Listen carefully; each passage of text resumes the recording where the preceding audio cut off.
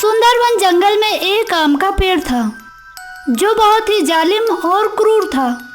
वह पेड़ कभी भी किसी को भी अपने आसपास भटकने नहीं देता था और न ही किसी पक्षी को अपने ऊपर रहने देता था।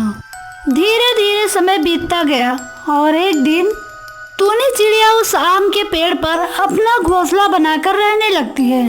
टूनी चिड़िया माँ बनने वाली थी। आम का पेड़ टूनी चिड़िया से कहता है, अरे ओ चिड़िया, या तो मेरे पेड़ का किराया दे या तो फिर यहाँ से चली जा। टूनी चिड़िया आम के पेड़ से कहती है, मुझे आपको देने के लिए पैसे नहीं हैं, लेकिन मैं आपको बचा सकती हूँ, क्योंकि जिस भी पेड़ पर कोई पक्षी नहीं रहता, इस जंगल के लकड़हारे पक्षी वो पेड़ काट देते हैं। अगर मैं आपके पास रहूंगी तो आपको उन लकड़हारे पक्षियों से कोई नुकसान नहीं होगा। अरे मैं इस जंगल का सबसे विशाल वृक्ष हूँ, भला किसी की मजाल जो मुझे हाथ भी लगाए। धीरे धीरे समय बीतता गया और एक दिन टूनी चिड़िया ने 2 अंडे दिए। अरे टूनी चिड़िया, अब तुम्हारे बच्चे भी हो गए ना, अब तुम यहाँ से चली जाओ।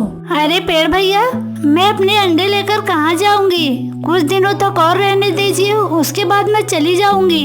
धीरे धीरे समय बीतता गया और एक दिन टूनी चिड़िया अपने लिए बाहर खाना ढूंढने के लिए गई थी और उसी समय बारिश बहुत तेज होने लगती है और फिर आम का पेड़ गुस्से में आकर टूनी चिड़िया का घोंसला उठाकर जमीन पर फेंक देता है। घोंसला टूटकर बिखर जाता है और अंडे गिरकर टूट जाते हैं। थोड़ी देर के बाद जब टूनी चिड़िया वापस आती है तो अपने घर को न पाकर परेशान हो जाती है। वह नीचे देखती है तो देखती है कि उसका घोंसला बिखरा हुआ है और अंडे नीचे गिरकर टूटे हुए हैं।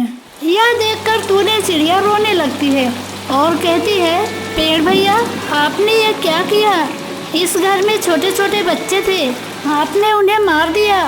टूनी चिड़िया की बात सुनकर आम के पेड़ को गुस्सा आता है और वह टूनी चिड़िया से कहता है, अरे मूर्ख चिड़िया, चली जाओ यहाँ से, ज्यादा मेरा दिमाग मत खराब कर, नहीं तो जिस तरह से तेरे बच्चों को मारा उसी तरह से तुझे भी मार दूंगा।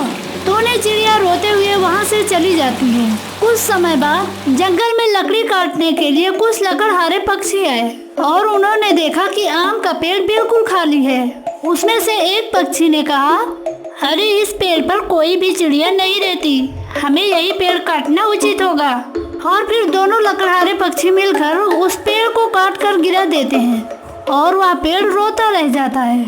तो देखा दोस्तों, हमें हमेशा सबसे मिलकर रहना चाहिए। हमें कभी भी किसी से गुस्सा नहीं करना चाहिए, क्योंकि इसमें नुकसान हमारा ही होता है।